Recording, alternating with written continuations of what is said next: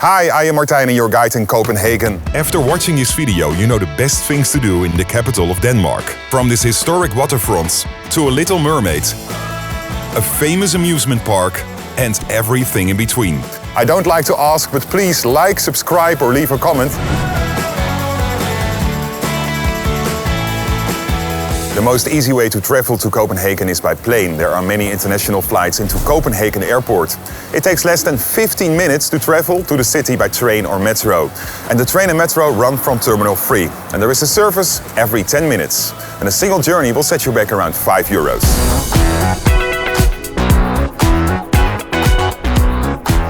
Let's start the Copenhagen Travel Guide with one of the main attractions in town, the Nyhavn. In English, the New Harbour. An historic waterfront next to a 17th century canal. Once a bustling port, Nyhavn has transformed into a vibrant hub nowadays. Stroll along the cobblestone streets where cozy cafes and restaurants invite you for Danish delights. Don't forget your camera, because every angle here is postcard perfect.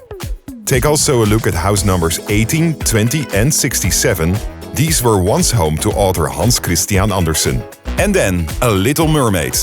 This instantly recognizable statue sitting on a rock is surely the most famous landmark in the city. The sculptor Edvard Eriksen created the mermaid in 1913 as a tribute to author Hans Christian Andersen. And it will surprise you how small it actually is. Just like Sweden and the Netherlands, Denmark is also a kingdom. And the residence of the royal family is Amalienborg. This palace dates back to 1750 and is the residence for the royal family since 1794. And you can see the changing of the guards every day around noon. The ceremony lasts around 10 to 50 minutes, so my advice is to be on time. Don't miss the impressive Frederik's church. It's located next to the palace. And it took a while to build it. The church finally opened in 1894, 145 years after the first stone was laid.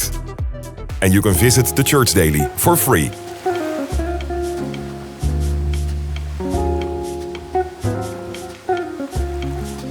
Are you into history and old buildings? Then you have to take a look at the Rosenborg Castle. It was built by famous Danish king Christian IV in the 17th century.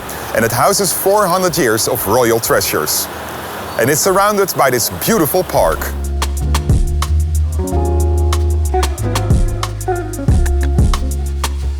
In a moment, you know one of the best museums to visit, but first, Kastellet. And that is a fortification.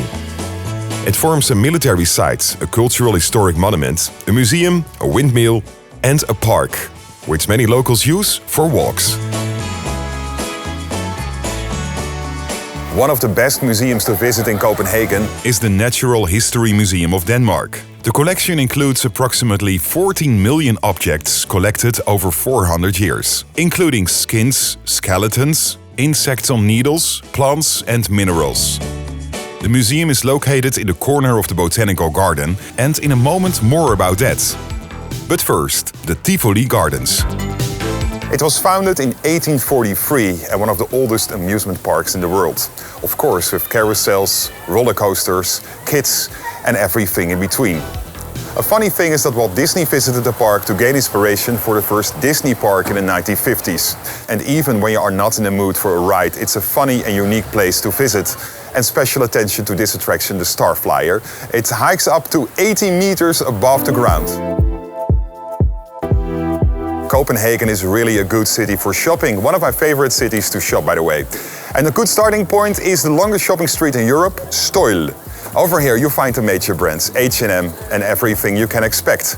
But just besides these main shopping streets, you find a lot of nice boutiques. It's really nice to walk and to shop over here. Different styles and colors on every corner. And another great place to shop and make pictures for your Instagram is Jægersborggade. It is one of the most trendiest streets in Copenhagen because of the bars, the boutiques and the cobblestones. At the end of this street, you will find one of the 5 cemeteries in Copenhagen. Many famous Danes are buried here, including Hans Christian Andersen. This city is full with beautiful parks. For example, the Botanical Garden. 10 hectares of gardens and this beautiful butterfly house. And good to know, this is a free public space. The garden was first established in 1600. but it was moved twice before it ultimately given its current location in 1870.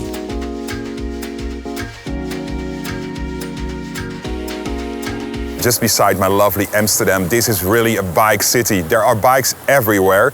There are many bike routes and you can rent bikes on several places.